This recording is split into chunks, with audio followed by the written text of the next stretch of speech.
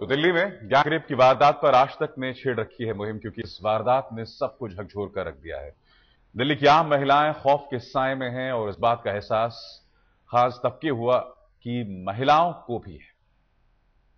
देश की राजधानी अब जुर्म की राजधानी बन गई है, लेकिन दिल्ली सरकार और केंद्र की सरकार महिला सुरक्षा का विषय जब भी आता है तो सुरक्षा का ये विषय फुटबॉल की तरह दोनों सरकारों के बीच में झूलता रहता है। मैं तो ये प्रश्न करना चाहूंगी कि हमने बार बार दरखास्त की कि आप पेट्रोलिंग बढ़ाइए दिल्ली की सड़कों पर, ताकि महिलाओं को इस प्रकार की असुविधा ना हो। कल रात को मेरे ध्यान में आया कि एक महिला पत्रकार उसी स्थल पर गई जहां पर रेप हुआ, वहां पर महिला पत्रकार के साथ बदसलूकी की गई। इसका मतलब कि जो क्रिमिनल्स हैं उन्हें तो भय ही नहीं है, ना सरकार का है ना कानून का है। कब हमारे सामने कोई उदाहरण प्रस्तुत होगा कि वो व्यक्ति जो एक महिला का बलात्कार करता है उसको हम इंसाफ तक पहुंचाए और उसको कड़ी से कड़ी सजा दे। देखिए, कुछ ऐसे हैं जिसमें खास करके महिलाएं जो आपके मीडिया में काम करती है, नर्सेज है जिनको हॉस्पिटल में काम करना पड़ता है, कुछ नाइट ड्यूटीज की और भी डिपार्टमेंट्स हैं। तो इसलिए जब हमने कहा कि 24 आवर्स तक हम बच्चों को दे सकते हैं और स्पेशली तो उनकी सिक्योरिटी तो होनी चाहिए। तो सिक्योरिटी मैंने आजकल देखा है कि जो वैन घुमा करती थी उसमें कमी आई है। तो मैं खुद भी रिक्वेस्ट करूंगी as a person also, because I belong to महिला, मैं महिला होने के नाते भी मेरा कर्तव्य बनता है कि हम लोग बात करेंगे। मैं यहाँ पर हमारा जो स्टैंडिंग कमेटी उससे भी बात करेंगे कि किस तरह से इसको रोका जा सकता है। अब नहीं, अरसे से हर दफा कोई हादसा होता है, खास कर महिलाओं को लेकर ऐसे हादसे होते हैं जहां उनके साथ दुर्व्यवहार, शोषण और अब बलात्कार, इस तरह की जो ना होने वाली चीजें होती हैं, तो हम लोग सब उत्तेजित होकर अपना दुख व्यक्त करते हैं, लेकिन उससे कुछ काफी नहीं है। इस बात को लगातार कुछ ना कुछ रोशनी डालने की आवश्यकता है। और मैं समझती हूँ कि ये कहना कि पुलिस का कसूर है, ये ढील हो जाती है प्रशासन में जब इस तरह के हादसे हों। मैं समझती हूँ कि कोई ऐसा एक तरीका जरूर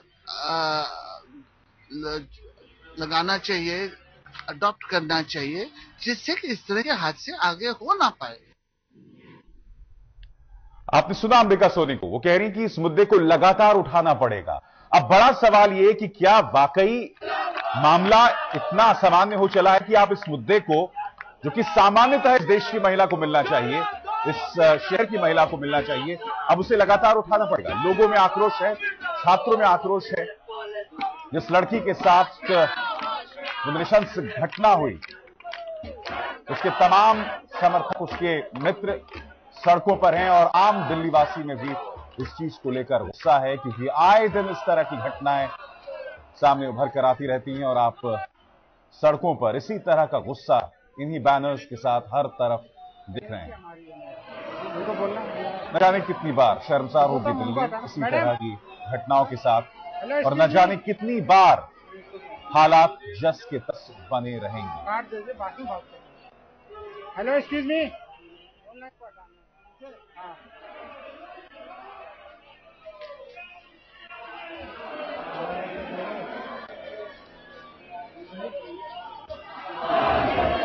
दिल्ली में आज बात को लेकर आक्रोश है और आक्रोश की एक औंध सदन में भी, संसद के दोनों सदनों पर भी गूंज रही है।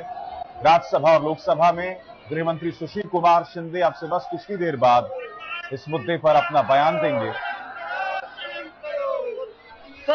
मगर क्या ये बयान महज खानापूर्ति होगी या उसमें कुछ ठोस उपाय भी किए जाएंगे? क्योंकि जब दिल्ली की मुख्यमंत्री शीला दीक्षित से सवाल पूछा जाता है तो वो कहती हैं कि दिल्ली की सुरक्षा व्यवस्था उनकी जिम्मेदारी है।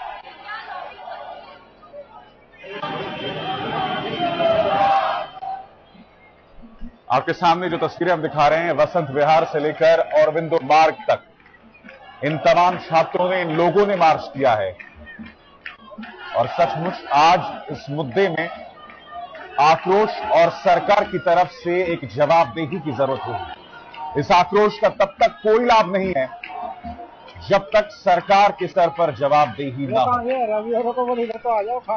क्योंकि दिल्ली में चीजें बदल नहीं रही हैं। दिल्ली जस की तस है। आए दिन कोई ना कोई बड़ी वारदात सामने उभर कर आती रहती है। छेड़खानी तो मानो एक मामूली चीज हो चली है यहां पर। और कल उन लोगों ने उस पैरामेडिकल छात्रा के साथ जो बर्ताव किया, वाकई एतबार करना मुश्किल हो रहा है कि क्या ऐसे लोग इंसान हो सकते हैं।